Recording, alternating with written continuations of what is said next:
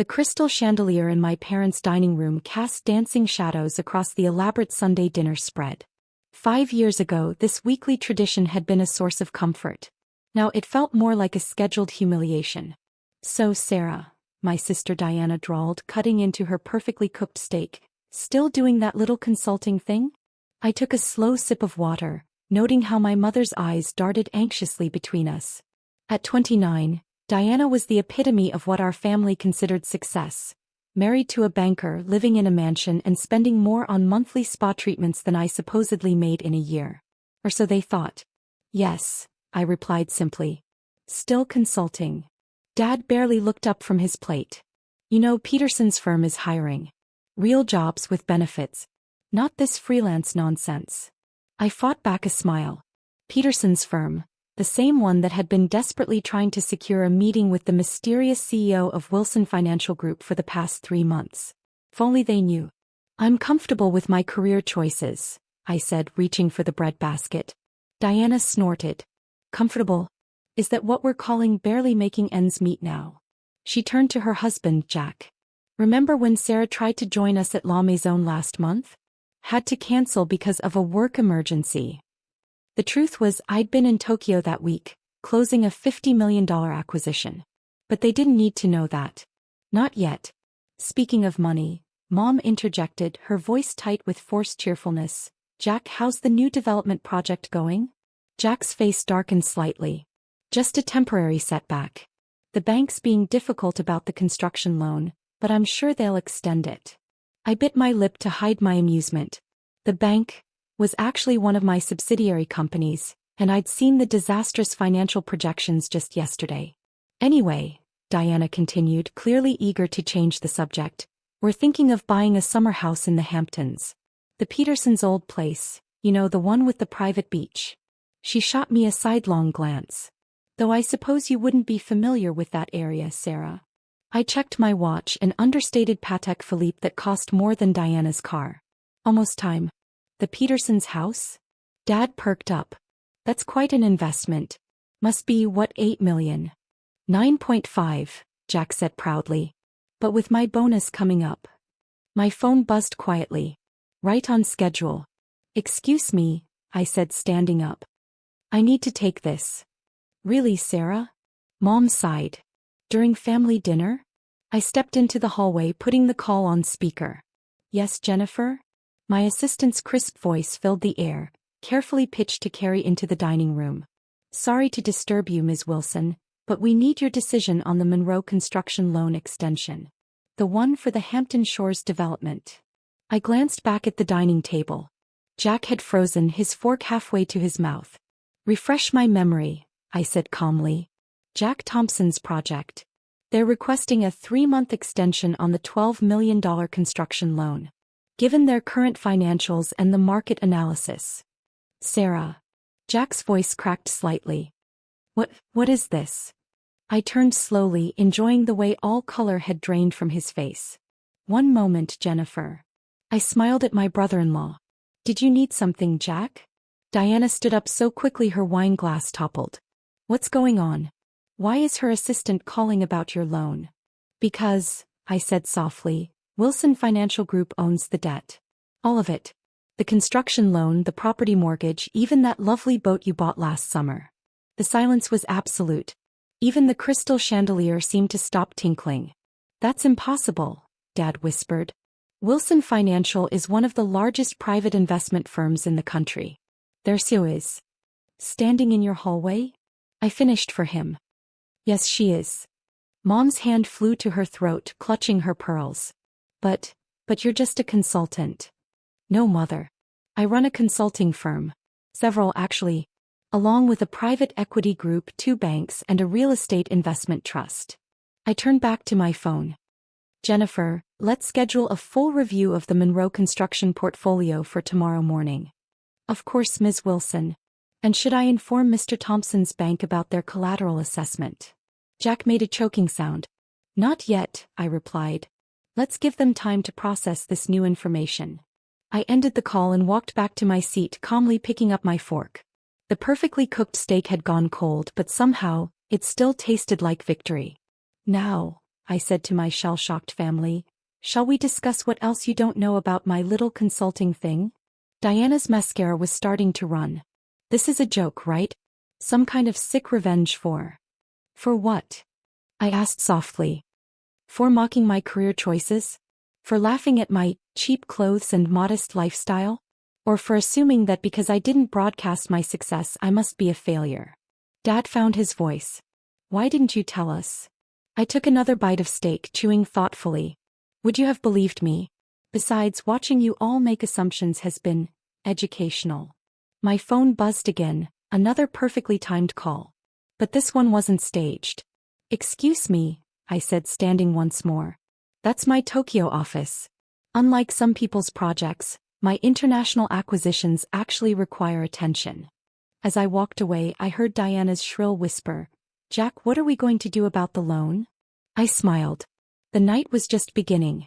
I stepped into my father's wood-paneled study, the same room where he'd once lectured me about realistic career goals, after I turned down a junior position at his friend's firm. Now, its dated grandeur felt like a metaphor for their entire worldview, impressive on the surface, but ultimately hollow. The Tokyo call was brief but productive, another acquisition finalized, another billion-dollar deal closed without my family ever knowing.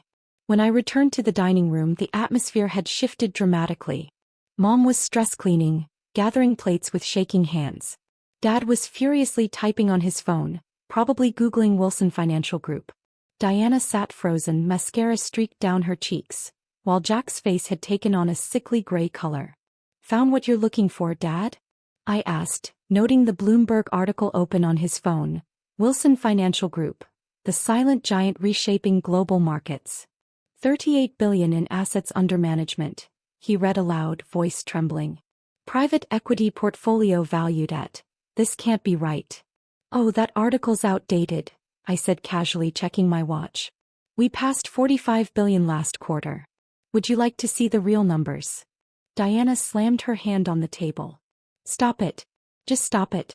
You expect us to believe that my little sister, who shops at department stores and drives a 3-year-old car, is some secret billionaire? I pulled out my phone, opening my private banking app. Would you like to see my personal account balance? Or perhaps the ownership documents for this house? This house.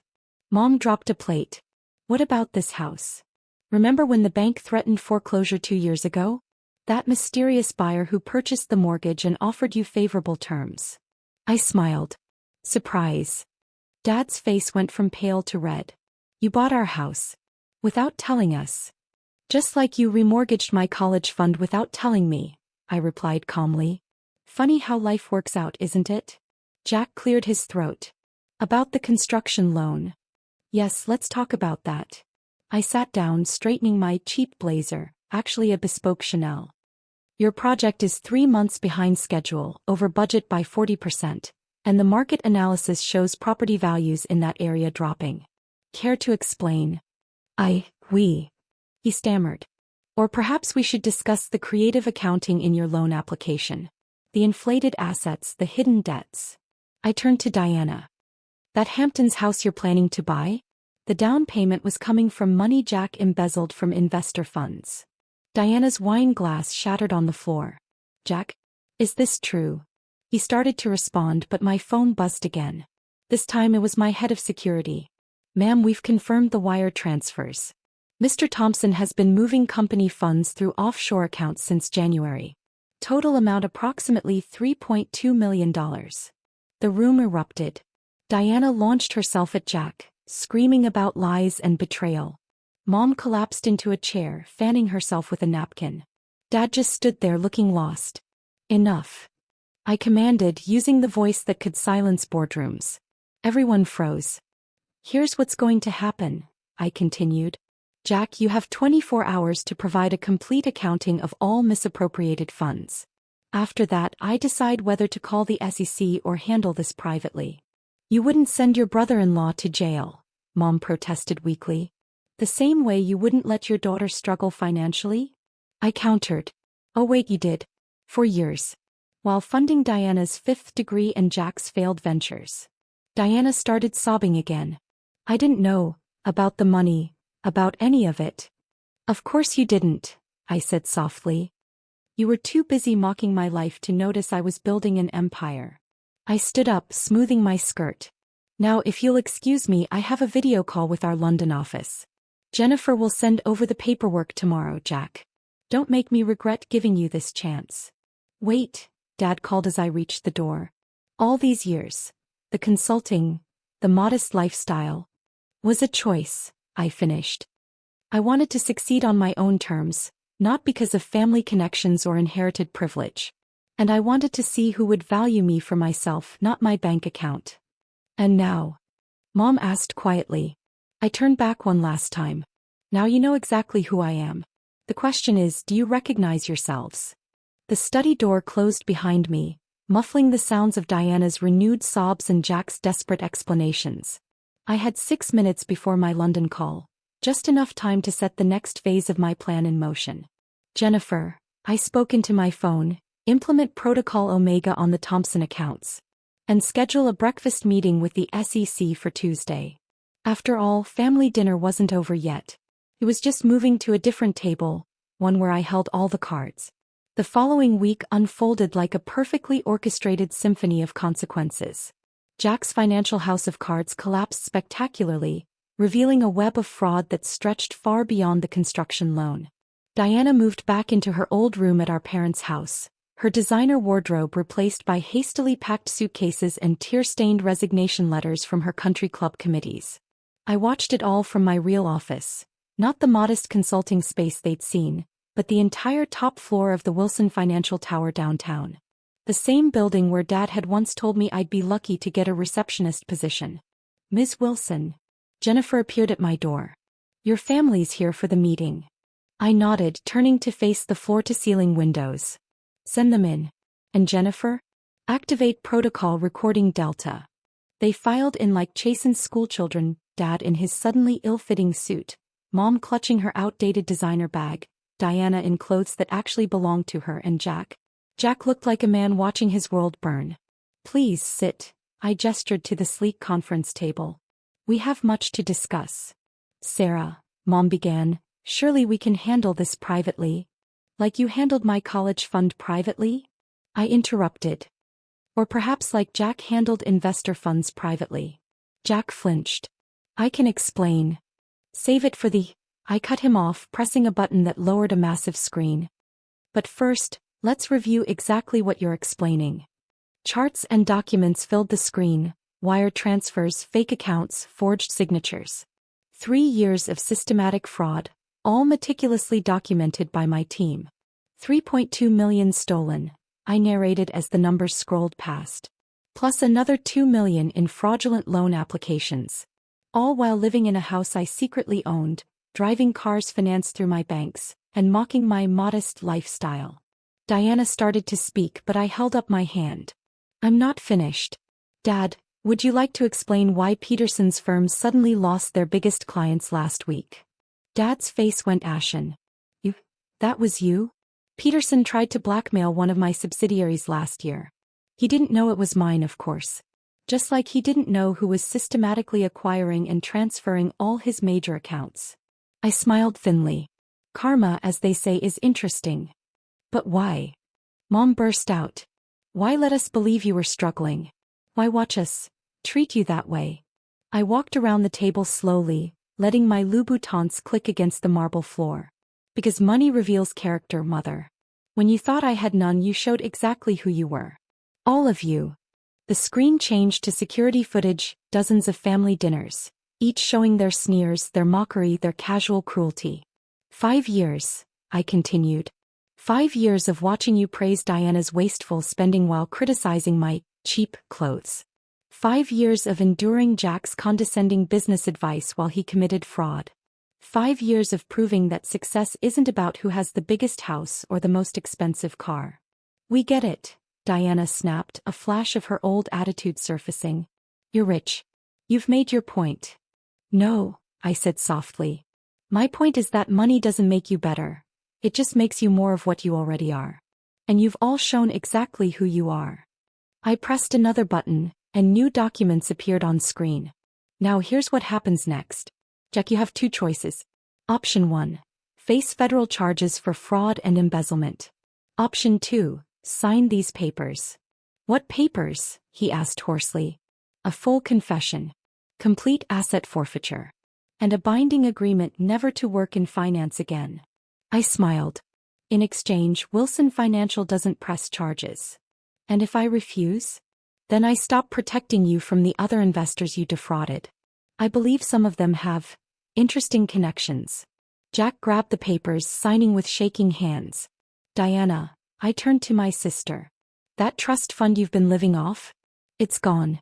Every penny went to cover Jack's fraud. She burst into tears. But how will I live? There's an entry-level position open in our mailroom. Jennifer will give you the details. And yes, you'll actually have to work. This is cruel, Mom interjected. We're your family. Family. I laughed. Was it family when you remortgaged my college fund for Diana's third degree? When you pushed me to take a dead-end job because girls should be realistic? When you spent years telling me I wasn't good enough? I walked to my desk, pulling out one final document. By the way, about the house. Here's your new lease agreement. Dad took it, face reddening. $10,000 a month? We can't afford this. Actually, that's below market rate. Consider it your family discount. I sat back down. Of course, if you prefer, I can sell it to someone else. I hear Peterson's looking for a new place, now that he's downsizing. The silence was profound. 5 years of secrets, lies, and carefully maintained facades had finally crumbled, leaving only the harsh truth. You have 24 hours to decide, I said, standing. Jennifer will show you out. Wait, Diana called as they reached the door. All those times you canceled plans, said you couldn't afford things. I was probably closing million-dollar deals or buying companies. I shrugged. But you were all too busy judging me to ask what I was actually doing. As they left, I heard Mom whisper, "What have we done?" The next morning, Jennifer brought me their responses. Jack had signed everything, choosing quiet disgrace over prison. Diana had accepted the mailroom position, her pride finally broken. And my parents, they'd agreed to the lease but attached a letter. "Dear Sarah," it began, "we don't expect forgiveness. We don't deserve it. But please know that our shame isn't about the money. It's about failing to see the remarkable woman you became, not despite our lack of support but because of it. We're sorry. Not because you're successful but because we weren't there to celebrate your success." I filed the letter away with all my other corporate documents. Sentiment wouldn't change the past, but maybe, just maybe, consequences would change the future.